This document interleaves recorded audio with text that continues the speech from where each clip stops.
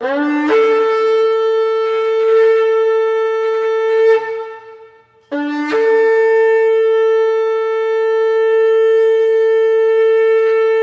and welcome to Branch of Israel. This is Rabbi Roger coming to you from God's beautiful country, Israel. In the midst of this war with all its victims involved, rockets, and the constant barrage of fake news being used by the enemy as scare tactics, it just seems like something needs to be done. This war needs to come to an end. But how? Well, one person in history, like many others, has tried. October 23rd commemorated the life of a Zionist leader, Israeli Prime Minister and Defense Minister Yitzhak Rabin. He was assassinated on the 12th day of the Hebrew month, Cheshvan, which falls around October-November. But what made him so special? Why was he murdered? He wanted what everyone else today wants: peace. He was an Israeli statesman and a soldier who served two separate terms as prime minister from 74 to 77 and 1992 to 95. He was also the first native-born prime minister who also led Israel towards peace with its Palestinian and Arab neighbors. He was the chief of staff for Israel's armed forces during the Six-Day War in June of 67. Along with Shimon Peres, his foreign minister and Palestinian Liberation Organization chairman Yasser Arafat, Rabin received the Nobel Prize for Peace in 1994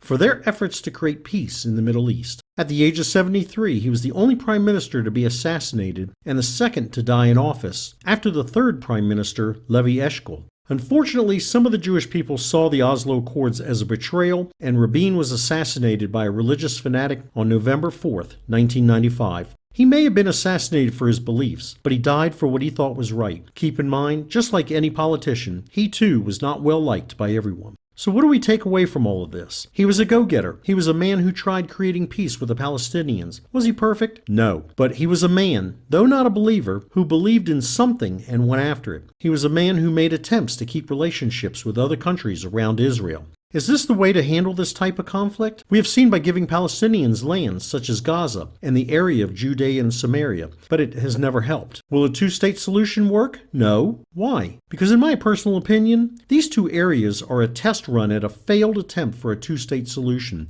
In other words, no matter what Rabin or any other prime minister has tried, they have all failed because the Palestinians will never be satisfied until all the Jewish people are dead. However, they need to read Jeremiah 31, 35, and 36.